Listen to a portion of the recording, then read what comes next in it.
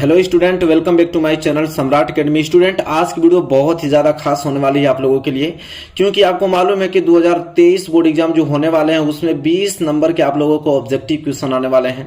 और 20 number objective जो question आने वाले हैं वो लिखित नहीं होने वाले हैं, वो आप लोगों को भरना पड़ेगा OMR सीट पे। ठीक है, देखिए OMR आंसर सीट हमारे पास है और मैं आप लोगों को इस वीडियो में बताऊंगा कि OMR सीट कैसे भरें। ठीक है, अगर ये आप थोड़ा सा भी मिस्टेक कर देते हैं तो ये 20 नंबर आप लोगों का पूरा कट हो जाएगा, क्योंकि चेक ही नहीं होगी ये कॉपी। अगर OMR जो सीट आपका आंसर सीट है उसको अगर गलत भरते हैं आप तो आपकी कॉपी चेक नहीं की जाएगी। ठीक है, और नंबर आपका पूरा 20 नंबर फालतू में बर्बाद हो जाएगा। इसलिए आप लोग अच्छे तरीके से समझ लीजिए कि कैसे भरना, उसको एक एक स्टेप करके बताऊंगा, क्वेश्चन भी सॉल्व करके आप लोगों को बताने वाला हूं। वीडियो को लाइक नहीं किया तो लाइक कर दीजिए और चैनल पर नए हैं तो चैनल को सब्सक्राइब कर लीजिए। देखिए, सबसे पहले यहाँ पे कुछ महत्वपूर्ण निर्देश दिया है, थोड़ा सा निर्देश की तरफ बढ़ते हैं। कह रहा है कि केवल काले बाल पॉइंट पेन का प्रयोग करें। जब भी आप एग्जाम देने जाएंगे तो वहां पे सिर्फ आपको ब्लैक पेन लेके जाना है, वो भी कैसा ब्लैक पेन, तो सिर्फ बाल पॉइंट पेन लेके जाना है, मतलब जेल वगैरह पेन लेके नहीं जाना, सिंपल पेन आप लोगों को ले जाना है। ठीक है, और यहाँ पे आपको कुछ निर्देश में एग्जाम्पल दिया हुआ है कि यदि आप कपिल अग्रवाल के नाम से परीक्षा दे रहे हैं, मतलब आपको बताया हुआ है कि अगर आपका नाम कपिल अग्रवाल है और आपका अनुक्रमांक अगर इतना है, अगर परीक्षा कोड आपका जो विषय कोड है वो आपका 121 है, परीक्षा अगर आपने अर्धवार्षिक दे रहा है चाहे वार्षिक दे रहे हो, कक्षा 10 में पढ़ रहे हो, आपका रजिस्ट्रेशन नंबर इतना हो, आपका उत्तर प्रश्न संख्या 1 के लिए C है, तो यह आप जानकारी OMR उत्तर पत्र के उदाहरण अनुसार भरें। यहाँ पे उसका एग्जाम्पल देके यहाँ पे भर के बताया हुआ है। ठीक है, लेकिन कोई नहीं, मैं आप लोगों को पूरा बताता हूँ कैसे भरना है। देखिए, यहाँ पे आप लोगों का ये पूरा आएगा इस तरह, वो तो एग्जाम्पल आप लोगों को दिया है, यहाँ पूरा का पूरा इस तरह भरने के लिए आप लोगों का आएगा। ठीक है, कैसे भरना है सब कुछ मैं डिटेल में डिस्कस कर रहा हूँ। ठीक है, देखिए कैसे करना है, ये पॉइंट आप लोगों को याद रखना है, कभी भी आंसर में इस तरह नहीं करना है। मैं अभी डिस्कस करूंगा, पहले यहाँ पे फिलहाल ध्यान दीजिए। सबसे पहले आएगा आपका परीक्षा तिथि, डेट ऑफ एग्जामिनेशन, किस डेट को आप लोगों का पेपर है उस डेट को यहाँ पे आप लोगों को भरना पड़ेगा।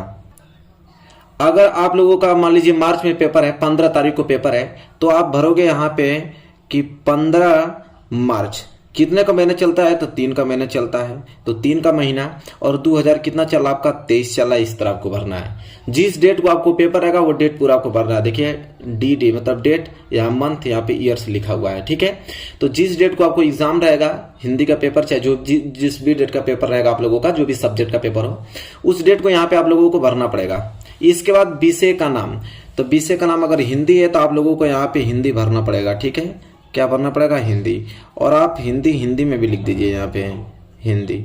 विषय आपको क्या भर देना है, हिंदी भर देना है। जिस भी सब्जेक्ट करेगा वो सब्जेक्ट डालना है आप लोगों को। ठीक है, इसके बाद कह रहा है कि परीक्षार्थी का नाम, नेम ऑफ द कैंडिडेट, आपका नाम क्या है, तो यहाँ पे मान लेते हैं आपका अगर कपिल अग्रवाल नाम है, जैसे वहां पे एग्जाम्पल दिया है तो मैं उसी का नाम ले लेता हूं, कपिल अग्रवाल।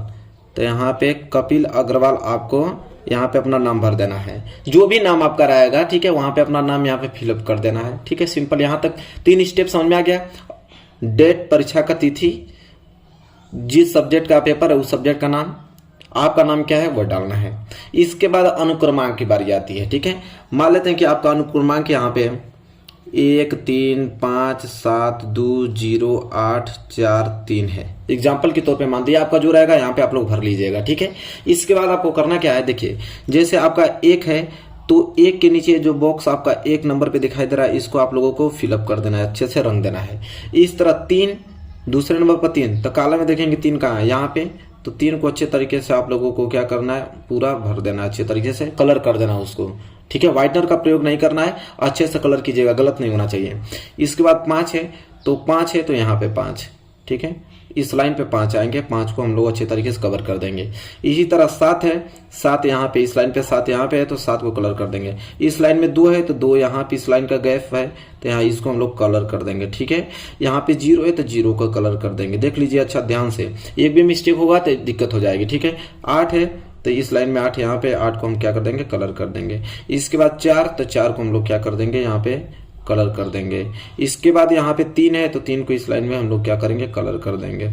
ठीक है, देखिए 1 2 3 4 5 6 7 8 9 है तो यहाँ पे 9, 1 2 3 4 5 6 7 8 1 9, बिल्कुल ना हो, ठीक है। जिस लाइन में होगा उस लाइन पे कॉलम बने, जैसे 1 है तो 1 को रंग दिया, 3 है तो इस लाइन में 3 को रंग दिया, 5 है तो इस लाइन में 5 को रंग दिया, 7 है तो इस लाइन में 7 को रंग दिया, 2 है तो इस लाइन में 2 को रंग दिया, 0 है तो इस लाइन में 0 को रंग दिया, 8 है तो इस लाइन में 8 तक जाऊंगा, इसको रंग दूंगा।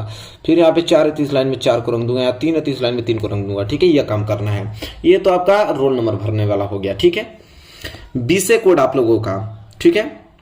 बीसे कोड मान लेते हैं कि यहाँ पे 901 है तो यहाँ पे आप 901 भर दीजिएगा, ठीक है। जो भी बीसे कोड रहेगा आपको पेपर कोड वहां पे मिलेगा। 801 रहेगा 801 भर दीजिएगा, 823 रहेगा 823 भर दीजिएगा।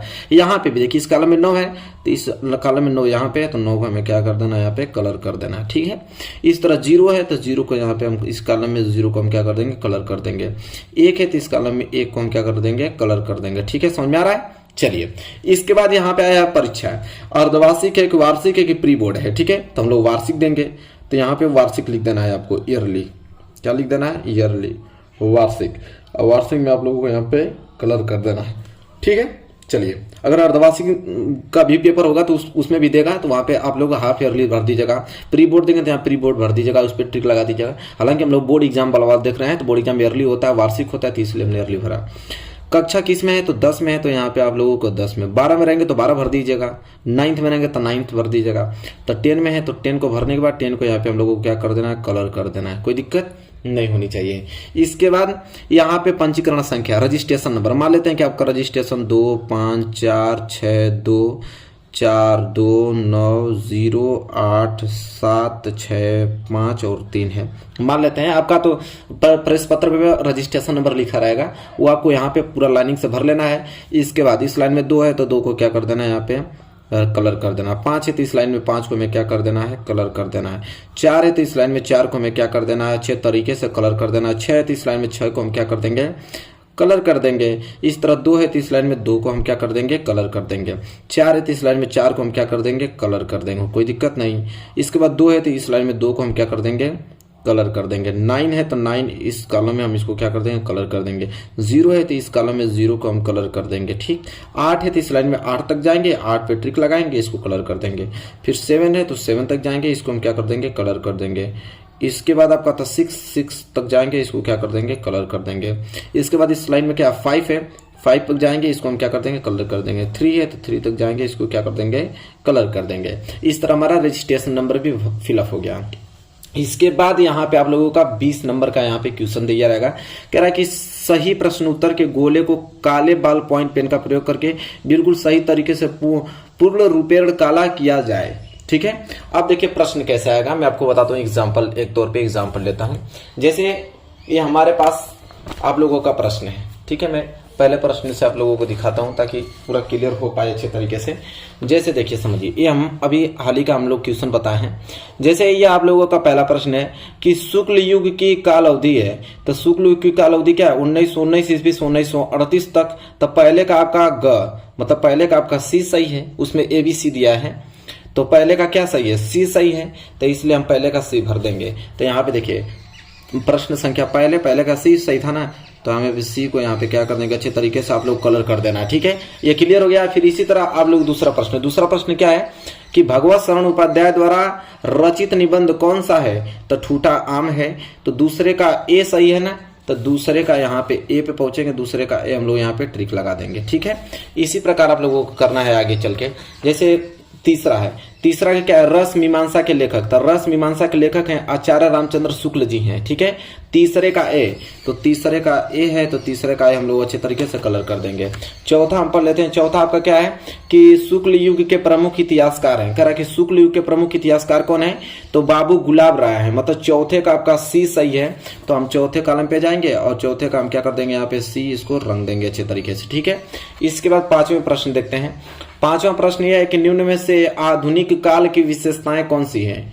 तो भाई इसमें जो है जीवन के यथार्थ की प्राधान्यता और बौद्धिकता की प्राधान्यता दोनों सही है, ठीक है।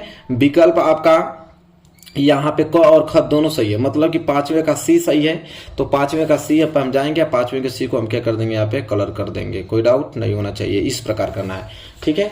प्रश्न नंबर 6 की तरफ बढ़े तो प्रश्न नंबर 6 देखिए यहाँ पे क्या है कि छायावादोत्तर युग के प्रमुख कवि का नाम है। तो छायावादोत्तर युग के प्रमुख कवि का नाम है रामधारी सिंह दिनकर, ठीक ठीक है। तो रामधारी सिंह दिनकर है सही, तो छठवें का ए सही है। देखिए दिखा देता हूँ, छठवें का ए, तो छठवें पे ए पे जाके हम लोग क्या कर देंगे, यहाँ पे ट्रिक कर देंगे। सातवां प्रश्न क्या है कि साकेत महाकाव्य की रचना किसने की, मैथिली शरण गुप्त ने की, तो सातवें का ए, सातवें का भी ए सही है, तो सातवें का ए को हम क्या कर देंगे, यहाँ पे कलर कर देंगे, ठीक है।